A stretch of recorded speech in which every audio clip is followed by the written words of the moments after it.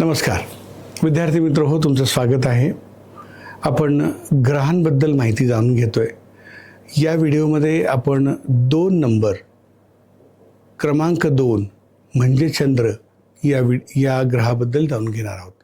अंकशास्त्राने चंद्राला 2 number दिलेला आहे आणि 2 नंबर म्हणजेच काय असतो, ते कशा प्रकारे काम करतो हे आपण इथे जाणून घेणार आहोत. 2 हा चंद्राचा असल्यामुळं चंद्राची जशी शीतलता महत्त्वाची आहे, तसंच चंद्र हा वाढीसाठी सुद्धा खूप महत्त्वाचा आहे. झाडाची वाढ होणं, फुलांमध्ये मध निर्माण होणं, फळांमध्ये गोडवा निर्माण होणं, हे सुद्धा चंद्राच्या अधिपत्याखाली येतं. चंद्र हा लक्षात घेण्यासाठी तुम्ही जर समोर राणी किंवा एक आई किंवा एक नाजूक सुंदर काळजी घेणारी स्त्री असं जर तुम्ही चित्र समोर आणलं तर तुमच्या लक्षात येईल की चंद्राच्या सगळ्या गोष्टी आईमध्ये किंवा त्या राणीमध्ये आहेत. जसं ती केअरिंग आहे, काळजी घेणारी आहे, कनवाळू, मायाळू, दयाळू आहे, तसं क्रिएटिव्हिटीनी भरपूर आहे. पण थोडा मूड स्विंग होतो, कारण चंद्राच्या कला जशा मोठ्या मोठ्या आणि लहान लहान होतात, तसं त्या व्यक्तीच्या जीवनामध्ये अशा स्वभावाच्या छटा आणि त्या स्वभावाचे कंगोरे त्या व्यक्तीच्या जीवनामध्ये पाहायला मिळतात. आता राणी याचा अर्थ फक्त स्त्री असं घेऊ नका. 2 मूलांक पुरुषांचाही असू शकतो किंवा 2 भाग्यांक पुरुषांचाही असू शकतो. तर पुरुषांमध्ये सुद्धा या गोष्टी आपण प्रामुख्याने पाहतो की केअरिंग असतात, डोळ्यात टचकन पाणी येतं, इमोशनल असतात आणि साहजिकच क्रिएटिव्ह पण असतात.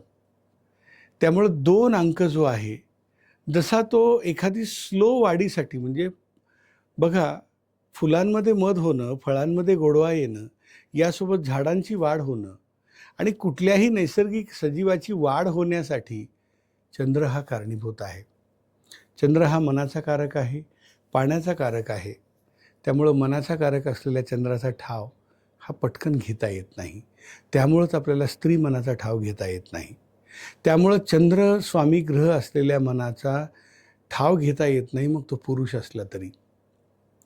त्यामुळं 2 अंक नसणं म्हणजे काय पत्रिकेमध्ये, आणि जर ती स्त्री नसेल, तर 2 अंक नाही आहे आणि स्त्री आहे, तर भावनिक शुष्कता निर्माण होते तिच्यामध्ये. पुरुष असेल तर त्याचं डोकं गरम राहतं, त्याला झोप लागत नाही. त्यामुळं 2 अंक पत्रिकेमध्ये असणं गरजेचं आहे. नसेल तर त्याचे उपाय आणि उपासना करणं गरजेचं आहे. जसं सकाळी कोवळ्या उन्हामध्ये बसल्यावर आपल्याला विटॅमिन डी मिळतं, तसं संध्याकाळी तुम्ही टेरेसवर किंवा बागेत किंवा रस्त्यावर चंद्राच्या प्रकाशात जेव्हा तुम्ही चालाल, तेव्हा चंद्राच्या किरणांनी युक्त तुमच्या डोक्यावर जेव्हा आणि तुमच्या शरीरावर किरणं पडतील, तेव्हा तुमचं डोकं शांत राहायला मदत होईल.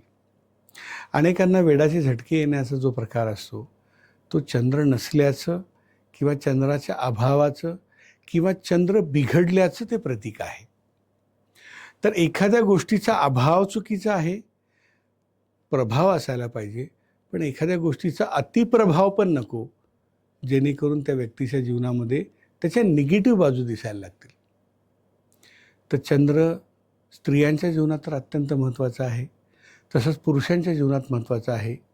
लेखक, कवी, शायर हे सगळे चंद्राच्या अधिपत्याखाली येणारे आहेत.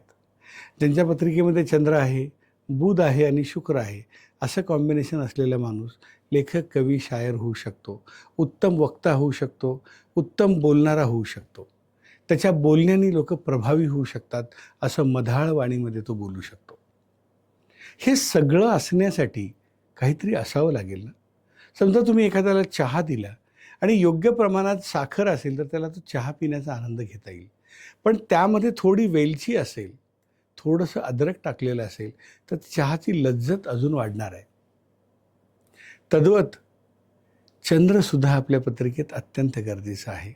आपल्या जीवनाची लज्जत वाढवण्यासाठी आपल्याला इमोशनल टच, ज्याला आपण भावनिकता म्हणतो, भावनिकतेचा ओलावा असणारी माणसं आपल्याला हवीशी वाटतात.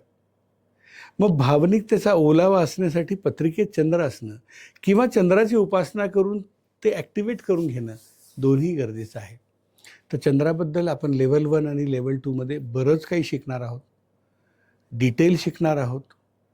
इथं बेसिक कोर्समध्ये आपल्याला तो ग्रह समजावा म्हणून आपण त्याच्यावर काम करत होतो. आणि या मूलांक आणि भाग्यांकाचे व्यक्ती कसे असतात याच्यावर आपण काम करत होतो.